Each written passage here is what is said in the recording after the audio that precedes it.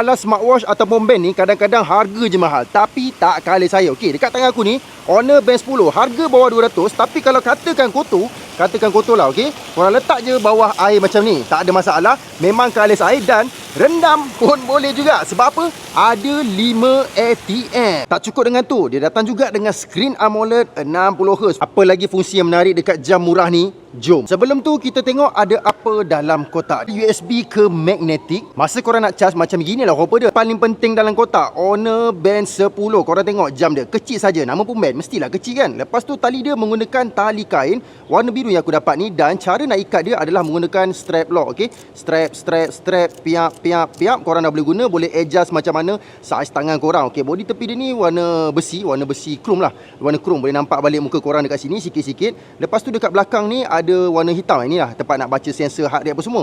Dan yang paling aku suka sebenarnya adalah cara nak buka dia. Cara nak buka tali dia menggunakan, orang kata apa, quick release. Okey, korang tekan saja dekat sini, dah terbuka tali. Tekan lagi satu kali dekat sini, nampak? Dah terbuka dah. Hilang dah tali. Tinggallah jam Honor Band 10 saja. Sekarang kita nak tengok ada apa yang menarik dekat dalam jam ni. Ini wallpaper dia bahagian muka depan. Okey, korang slide kiri, ada summary. Slide lagi ada music. Slide lagi ada cuaca Sungai Chua. Tempat aku duduk lah, dekat Kajang. Slide lagi ada BPM, bacaan. Lepas tu, okey, dekat sini yang paling menarik. Kita tengok dekat bahagian sokan dulu, dekat bahagian workout. Ada running course. Okay, dekat running course ada macam-macam. Run walk, advance, easy run, fat burning lagi.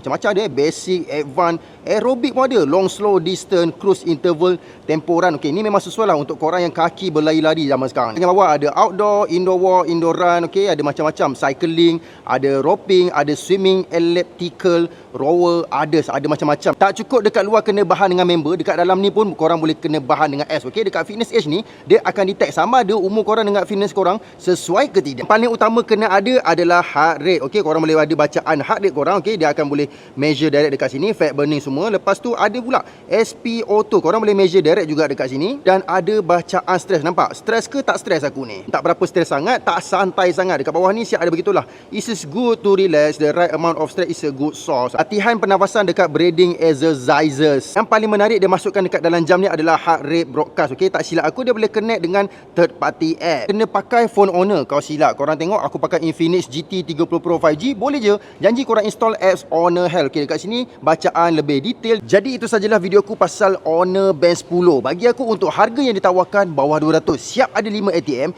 siap ada screen AMOLED. 500 nits. Boleh tahan dekat outdoor. Bagi aku agak berbaloi kalau setakat korang nak sukan yang ringan-ringan. Aku nak tahu juga apa pendapat korang. Baik beli Honor Band 10 ataupun